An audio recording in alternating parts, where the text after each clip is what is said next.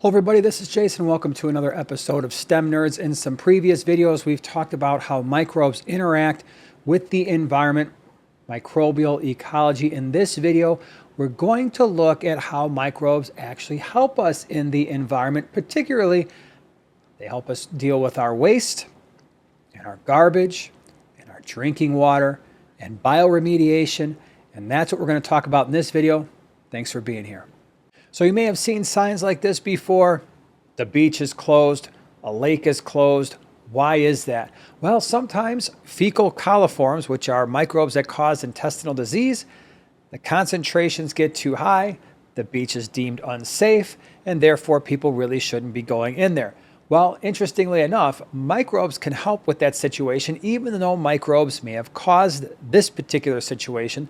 Let's take a closer look as to why that is.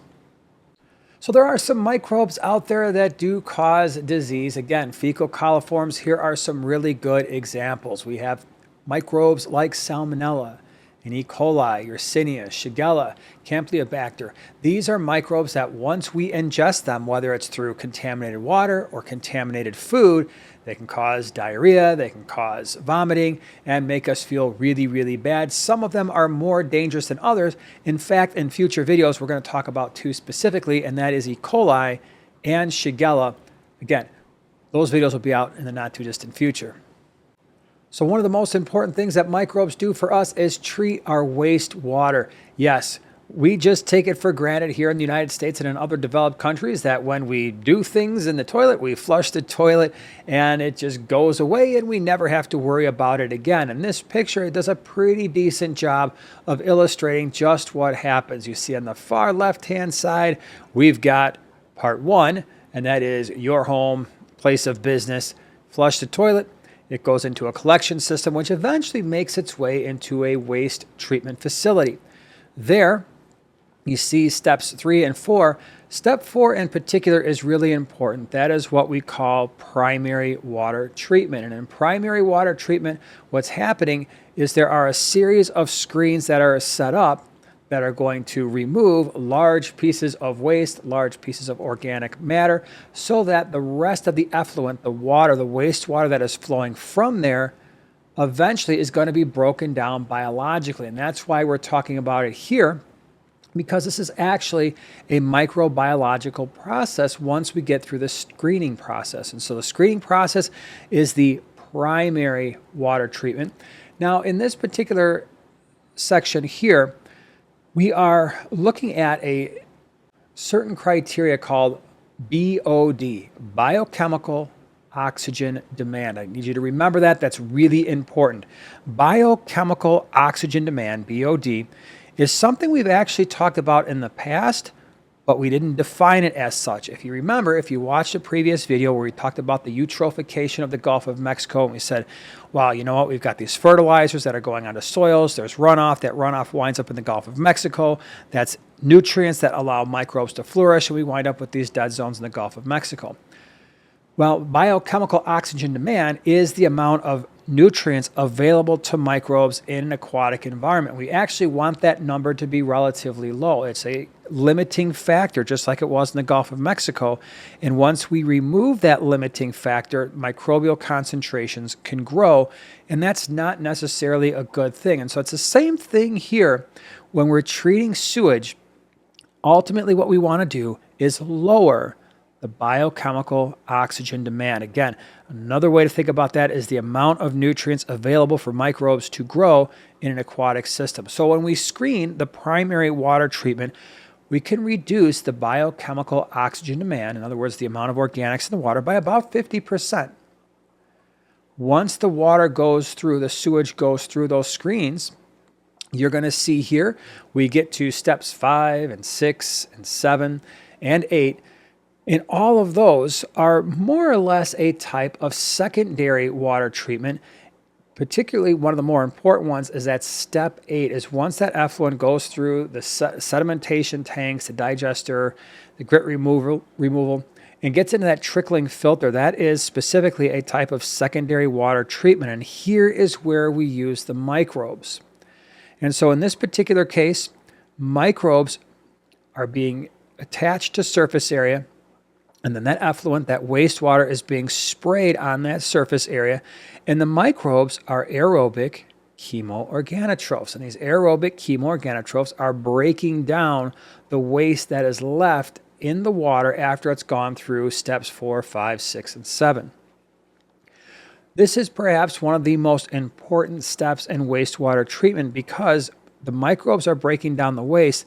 They're actually removing about 90% of the biochemical oxygen demand that is left by the time the effluent gets to step 8.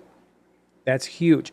So at that point, we've only got around 2.5% or so of what is left from the original concentration. And at that point, we can go to the aeration tank, step 9, the clarifier, and then eventually that water can be returned back into nature, but not before going through the advanced water treatment side of things. And that means what's going to have to happen here is we need to make sure that the microbes are to a safe level before we return that water back into nature, into a river or a creek. We are removing some of the compounds that the microbes couldn't break down.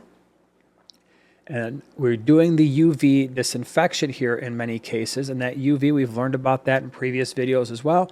And then that treated wastewater winds up back into nature. And so that is the general plan for sewage treatment. You have primary water treatment. That's the screening process, removes the biochemical oxygen demand by about 50%. That sewage then goes to secondary water treatment. The trickling filter system is an example. A natural lagoon would be another example where you can actually use not only microbes, but some of the plants in a more natural setting to remove pretty much the rest of that organic compound or biochemical oxygen demand. And then once it goes through there, we have to make the water safe for going back into nature. This is a more realistic picture of what we're looking at when we're looking at a wastewater system. You can see the trickling filter systems off in the distance, and then of course we've got the clarifiers here as well, and that water will eventually be returned back to.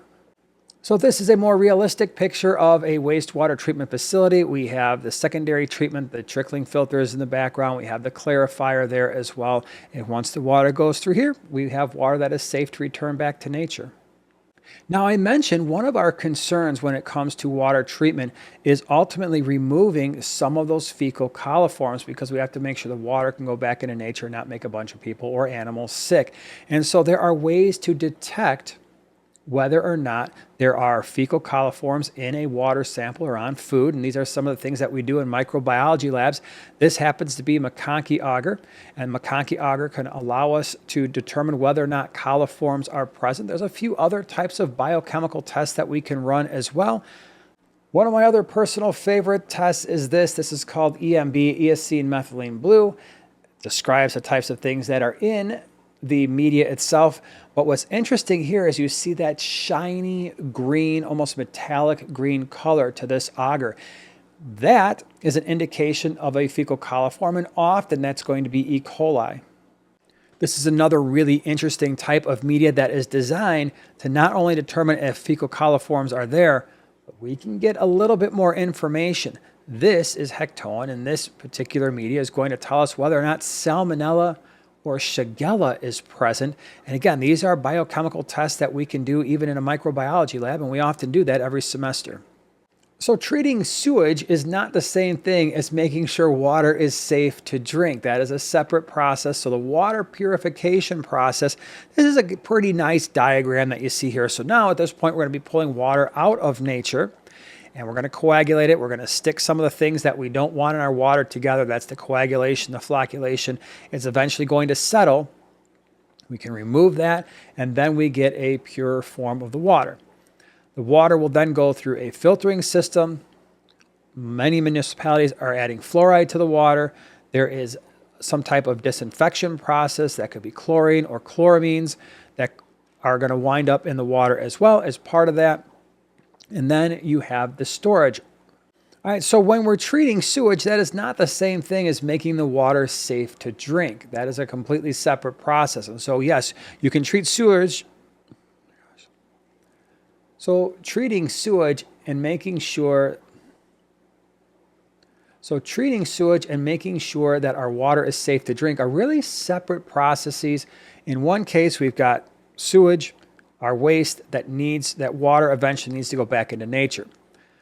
There is a completely separate process usually for water that is going to be used for bathing and drinking and cooking. This picture does a pretty good job of demonstrating the steps that have to happen in order to make water safe to drink. And so one of the main things, of course, is you got to pull that water from a relatively safe source. There is going to be a coagulation and flocculation basin and then a sedimentation tank. And that's basically just removing some of the solute and the solids that are in the water that we don't want in our drinking water. And then that water is eventually going to be filtered. Big thing here for us is the disinfection and the fluoride addition, fluoride for healthy teeth and bones. The disinfection to make sure that we're killing off the microbes really that we just talked about. And so if there were anything like E. coli or Salmonella or Shigella or E. faecalis, we don't want those microbes in our drinking water. And so we add the chlorine and the chloramine. There are some municipalities that may use ozone, UV. The filtration can help with that as well. And then it's going to be stored, and from the storage facility, it's going to wind up in our home. We use it for all the things that we use water for. So on the water side, yeah, we're making sure that the sewage can go back into nature. We're making sure that our water for our bathing, our drinking, and our cooking is safe. But then we also have our solid waste, the stuff that we just throw in the garbage. It magically goes away, and we never see it again. And again, we take that for granted sometimes. But here, believe it or not, microbes are at work with all of the organic compounds that we throw away in the garbage as well. The other thing that we do is we use microbes to break down our solid waste. So maybe you have seen something like this before. This is a landfill, maybe a big giant hill just covered in grass. You're like, what is this doing in the middle of nowhere? And why are there vents sticking out of the hill? Well, that usually indicates a landfill. There are microbes underneath that earth breaking down the garbage that we put in there. And then the vents are there to vent off excessive methane gas. Now, for some municipalities, they actually trap that methane because, well, it's natural gas, and you can use that methane to power garbage trucks, to create electricity, and so there is a way to capture that energy that's really being produced by microbes. The other thing that microbes do, and is also very important, is a process known as bioremediation, using microbes to break down environmental contaminants. One of the most important is oil spills. Yes, it turns out that there are microbes that can actually eat the oil. They use it as an organic substance. They use it as a food source, and as they break down that oil, they actually clean the environment. There are microbes that can break down certain insecticides and pesticides and even nuclear waste. But the most important thing here to know about bioremediation is we're using microbes to break down environmental contaminants. All right, everyone, so there is a brief overview of how we use microbes to break down sewage, how we use microbes to break down solid waste, what we have to do to make sure our drinking water is safe. As always, thank you so much for being here. Have a great week, everyone.